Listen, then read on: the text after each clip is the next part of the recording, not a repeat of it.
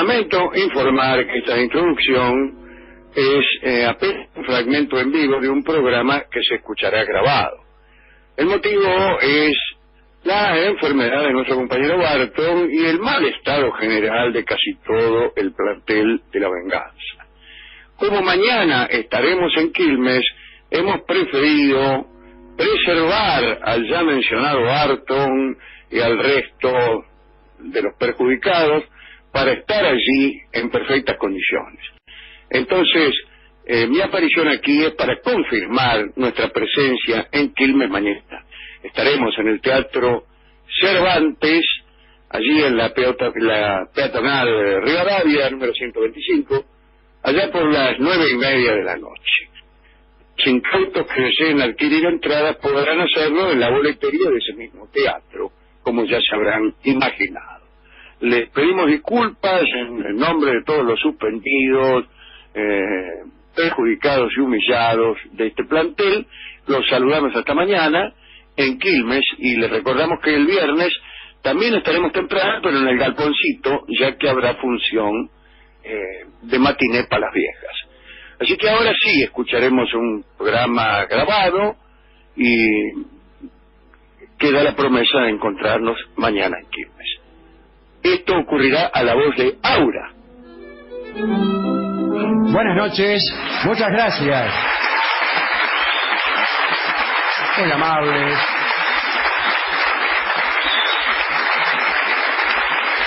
Venos aquí en el lóbrego galponcete de la calle Gorriti con muchísima gente amiga esta noche.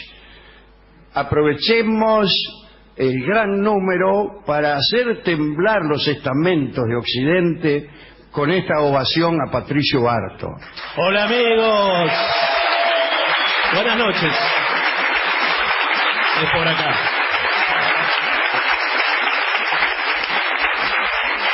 Bien, señores, hablaremos esta noche de los Juegos Olímpicos, ya que estamos en víspera de los Juegos de Brasil. Según se dice, los Juegos clásicos, los de Grecia, fueron fundados allá en el 776 a.C., que es además el punto de partida que utilizaban los griegos para empezar a contar el tiempo. Así estuvieron durante más de 1000 años, hasta que en el siglo IV después de Cristo tuvieron lugar los últimos Juegos. Los mitos señalan dos versiones. La primera tiene que ver con los dáctilos. Los versiones respecto a quién inventó los juegos, ¿no? Los dáctilos eran hijos de Rea, eran 10, 5 varones y 5 mujeres, en obvia referencia metafórica a los dedos de las manos. Los dáctilos eran magos, se les atribuía la difusión y la invención de casi todos los aparatos. Estaban emparentados con los curetes y se cree que como ellos cuidaron a Zeus, el príncipe de los dioses, en la infancia. Estos cuidados quizá fueron parte del nacimiento de los Juegos. Quiere decir que según esa tradición, los Juegos Olímpicos fueron para entretener al niño Zeus. Uno de estos dáctilos se llamaba Heracles, que no es Hércules, nuestro amigo. Se cuenta que este dáctilo, fue quien fundó los Juegos y fue quien llegó hasta el país de los hiperbóreos, allá en el norte donde Judas perdió el poncho, para buscar olivos con los que luego se coronaba a los campeones. Sin embargo, la tradición más aceptada dice que no, que fue el verdadero Heracles, el que todos conocemos, hijo de Zeus, el que inventó los Juegos. Parece que después de la conquista de la Élide, Heracles reunió a sus tropas y utilizó el botín del saqueo, todo lo que habían andado afanando por ahí, para instaurar el Festival Olímpico. Juegos cada 4 años en honor a Zeus, el papá de Heracles. Lo primero que hizo Heracles fue diseñar el lugar pertinente. Era un foro destinado a la competencia y otro a lo sagrado. Empezó a medir el recinto de las carreras, cercó un bosque para honrar a los dioses, en fin, hizo muchas cosas, pero no tantas. Parece que mientras trabajaba lo molestaban mucho las moscas, y entonces ofreció un sacrificio a Zeus. Zeus envió entonces a las moscas zumbando al otro lado del Éfeso. Los lugareños siguieron haciendo estos sacrificios cada vez que se aparecían las moscas para molestar a los jugadores olímpicos. Que los olímpicos, que los participantes en las Olimpiadas fueran molestados por moscas es enternecedor. La mosca como molestia cotidiana está decayendo.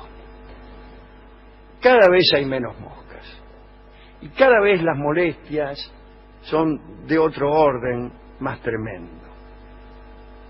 Yo soy partidario de la restauración de la mosca como compañera de todos nuestros días. Pero no importa esto. El asunto de las moscas sugiere otras incomodidades. El amigo Burkhardt cuenta que Olimpia era un lugar pésimo. Era un pueblito de cuarta categoría.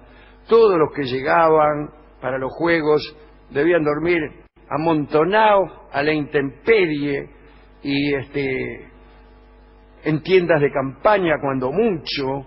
De día estaban expuestos a un sol tremendo. Se pasaba mucha sed porque el agua del río que corría por ahí no era potable. Te la tomabas, te envenenabas. Entonces sufrían muchísimo. Claro que todas estas penurias estaban compensadas por una animación notable y por encontrarse todos en la víspera de la gloria eterna.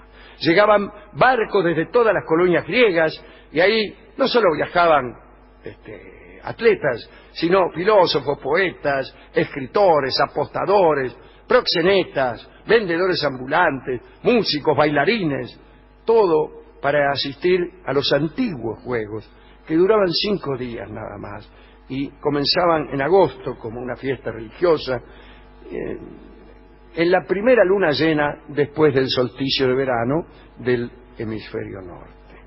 Bueno, el valle además carecía de árboles, no tenía ningún árbol. Heracles fue al país de los hiperbóreos, donde había olivos, y convenció a los sacerdotes para que le dieran uno solo. Lo plantó en Olimpia y dio órdenes luego de coronar a los vencedores con las hojas de olivo, la única recompensa.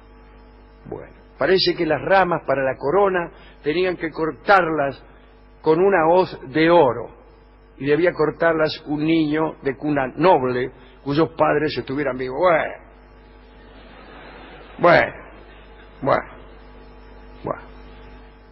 Cuando los victoriosos volvían a sus pueblos eran todos griegos. Tanto es así que no podía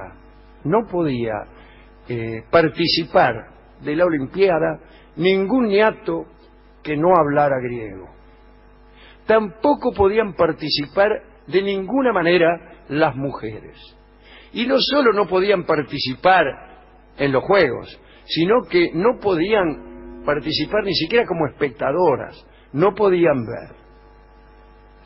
En cierta ocasión, una señora trató, disfrazada, de participar y la descubrieron. Desde entonces, para que no se produjeran estos engaños, se dispuso que todos los atletas compitieran desnudos. Decían: buenas tardes, discúlpeme, aquí estoy. Como he dicho, cuando volvían a los pueblos de los cuales venían, si ganaban, los recibían como héroes, con desfiles por las calles, a veces les daban dinero, obsequios, se les condonaba el pago de impuestos y hasta se construían estatuas. En cambio se castigaba a los tramposos. Cuando se descubría algún tramposo, se le cobraba una multa, y esa multa ¿Para qué servía? Para financiar estatuas de bronce en honor a Zeus que se ponían en el camino al Estadio Olímpico, y en ellas, en cada estatua, al pie de cada estatua de bronce, que venía como adorno, se escribía el nombre del tramposo y la trampa que había hecho. Si estaba la estatua de Zeus ahí, bronce, y abajo decía, fulano de tal, hacía 1, decía 3 y anotaba 7.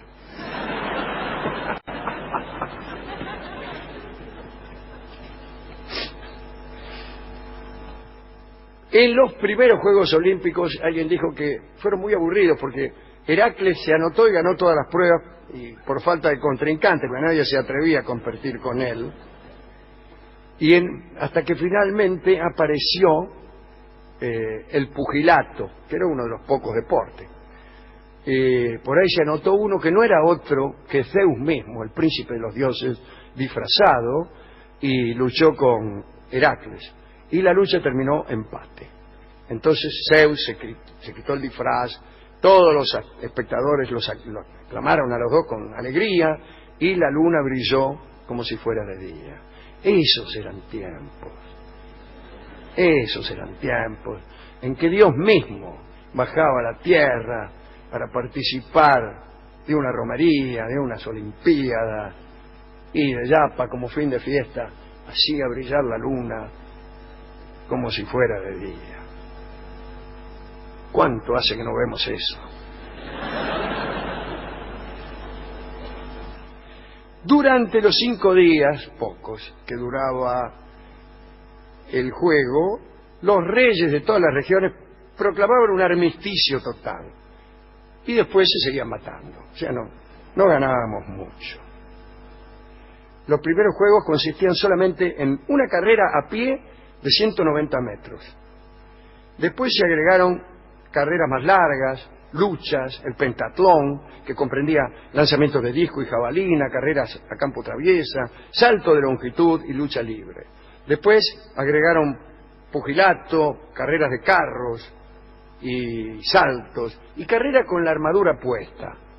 Eso es extraordinario. ¿Por qué no hay en los Juegos Olímpicos carreras con la armadura puesta y con los zapatos llenos de porotos?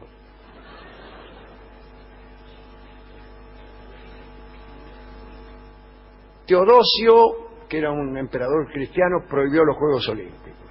Dice, qué es eso. Allá en el siglo IV después de Cristo. Y pasaron 1500 años sin Juegos Olímpicos. Hubo en Inglaterra algún intento, ¿no? Pero hasta que apareció el famoso Barón de Coubertin, y allá en 1896 reinstauró los Juegos Olímpicos, ¿no? Y hasta incluso permitió que las mujeres participaran. En Ámsterdam, las Olimpiadas de Ámsterdam, a los atletas se les permitió admitir algunas mujeres en sus pruebas.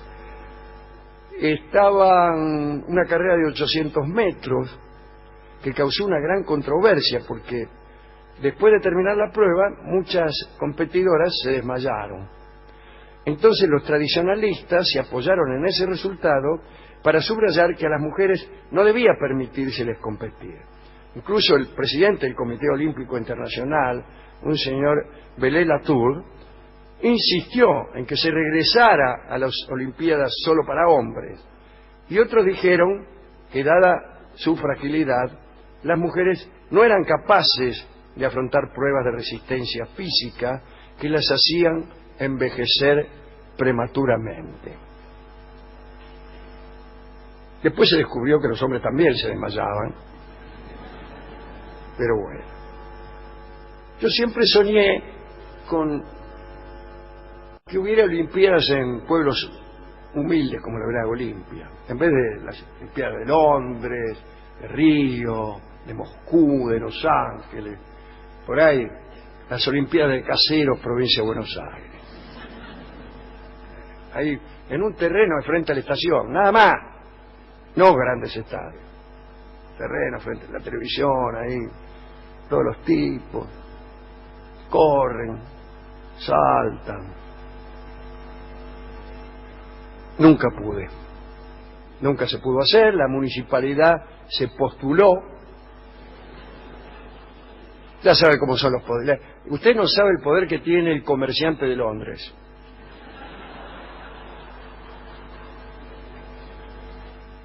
El corazón de Grecia era el agón, el espíritu agonal, la competencia.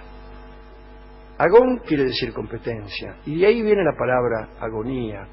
Agonía no quiere decir, o al menos no quería decir, que te estabas muriendo, sino que hablaba de la lucha del moribundo contra la muerte.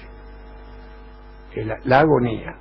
La agonía del cristianismo de Unamuno es la lucha del cristianismo contra la muerte, no una decadencia. Bueno, ese espíritu agonal de Grecia consistía en la lucha sin encono, la competencia sin encono, sin odio. Y este era el corazón del pensamiento griego. A todo le encontraban una manera de convertirlo en competencia. ¿Escribían tragedias? Bueno, vamos a hacer una competencia a ver quién escribe la mejor tragedia, y a ver quién escribe la mejor comedia, y a ver quién llega más rápido hasta allá, y a ver quién vence a otro en una lucha franca. Los actuales macanudos del Comité Olímpico pretenden encarnar una especie de gesta ética que en realidad no es más que una colección de melindres que la moral hegemónica ha consagrado por la fuerza. Nosotros aquí creemos más bien en la amistad,